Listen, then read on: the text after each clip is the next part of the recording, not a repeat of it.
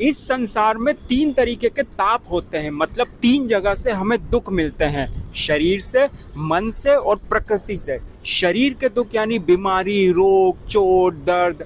मन के दुख यानी चिंता, फिक्र, एंजाइटी, स्ट्रेस, डिप्रेशन, प्रेशर। प्रकृति के दुख यानी बाढ़, भूकंप, आपदा, महामारी, कोविड जैसी। अब शरीर के दुख से बचने के लिए हम दवाई, इलाज का इस्तेमाल करते हैं। मन के दुख से बचने के लिए मनोरंजन का, एंटरटेनमेंट का, कि चलो पार्टी करते हैं।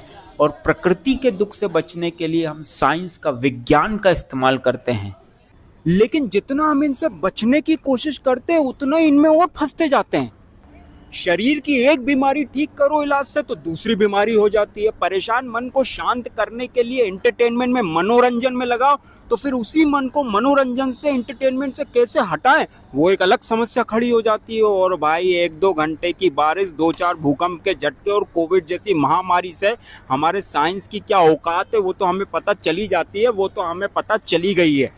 असलियत यह है कि अगर हमें इन तीन तरीके के दुखों से लड़ना है, बचना है, इनको अपने सामने घुटने टिकवाने हैं, तो हमें ऐसी शक्ति की ज़रूरत है जो इनसे ज़्यादा पावरफुल हो, जो इन दुखों से लड़ने के बाद इन्हें रोन डाले, मिटा डाले।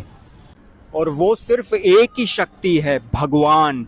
भगवान का नाम, वो ही इन्हें हरा सकते हैं। जब हम भगवान के आगे घुटने टेकते हैं, अपनी जीभ पर भगवान का नाम लाते हैं, अपने दिल और दिमाग पर भगवान के ज्ञान की चादर बिछाते हैं, तो धीरे धीरे हमें पता चलता है कि हम शरीर नहीं, शरीर के अंदर बैठा एक जीव है जिसे आत्मा कहते हैं। हमें पता चलेगा कि शरीर को बचाया नहीं जा सकता और आत्मा को मारा नहीं जा सकता। तो जितने भी दुख हैं वो शरीर के लेवल पे हैं, क्योंकि उसका स्वभाव ही है मरना, यानी उसमें दुख आएंगे ही आएंगे, वो मरेगा ही मरेगा। लेकिन हम शरीर नहीं, हम आत्मा हैं जिसके लेवल पे कोई दुख नहीं है, सदैव आनंद ही आनंद।